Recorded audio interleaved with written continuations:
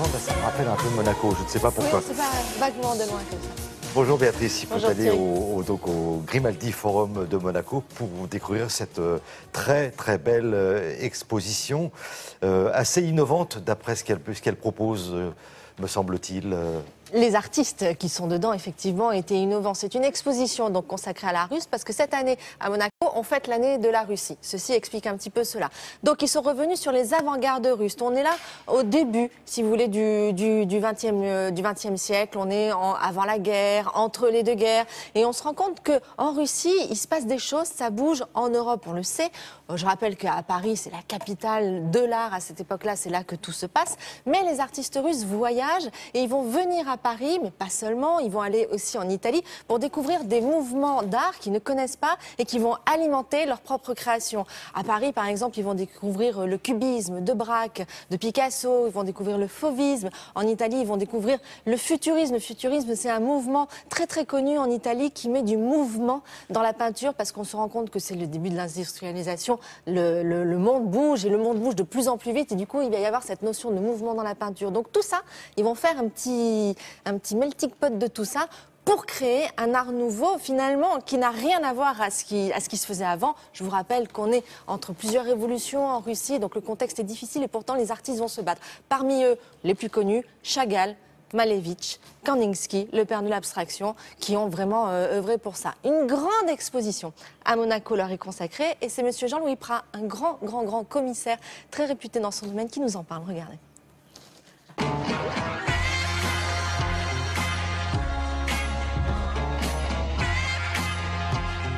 Le thème de cette exposition, c'est la Russie et les avant-gardes, de Chagall à Malevich, de parler au début du XXe siècle de ce qui se passe dans cet immense pays qui est en pleine mutation et où vont intervenir des artistes qui, avec un langage généreux, intelligent, nouveau, fabriquent un espoir extraordinaire qui va être confronté à un moment à la Première Guerre mondiale et ensuite à la Révolution d'octobre.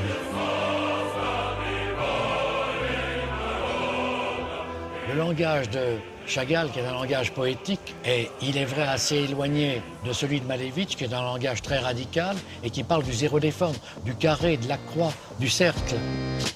Le langage de Chagall est un langage d'un homme qui parle de son Orient, de sa culture juive et de cette culture populaire russe qu'il met en scène sans arrêt. Cette rencontre qu'il fait avec aussi bien la littérature, la danse, la musique, les saltimbanques, le monde du cirque, est quelque chose qui parle de la liberté de ton qu'il aura toujours et qu'il voudra toujours retrouver dans la vie.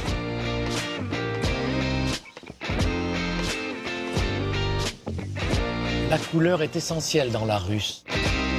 Kandinsky avait étudié la manière dont les couleurs étaient utilisées par le peuple et la manière dont il vivait avec.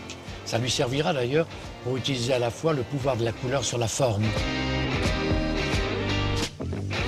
Tatlin, avec cette culture qui s'agrippe dans un angle et qui, dans un mouvement intense, met en place un nouvel espace avec des matériaux pauvres. Le mouvement peut exister simplement par la tension qui existe entre un espace et un autre. Il faudra attendre des décennies avant de voir un nouveau langage apparaître, celui de Calder, qui inventera le mouvement. Mais il est déjà présent dans cette sculpture-là.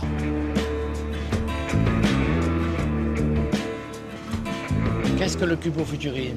C'est une image arrêtée face à une image en mouvement. Et la combinaison des deux donne cette école typiquement russe qui nous donne à voir en tout cas un art généreux tourné vers le devenir.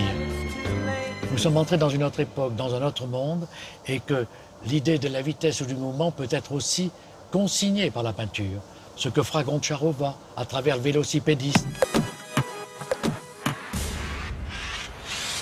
Ils ont apporté un langage véritablement novateur, que ce soit dans la figuration, dans l'abstraction.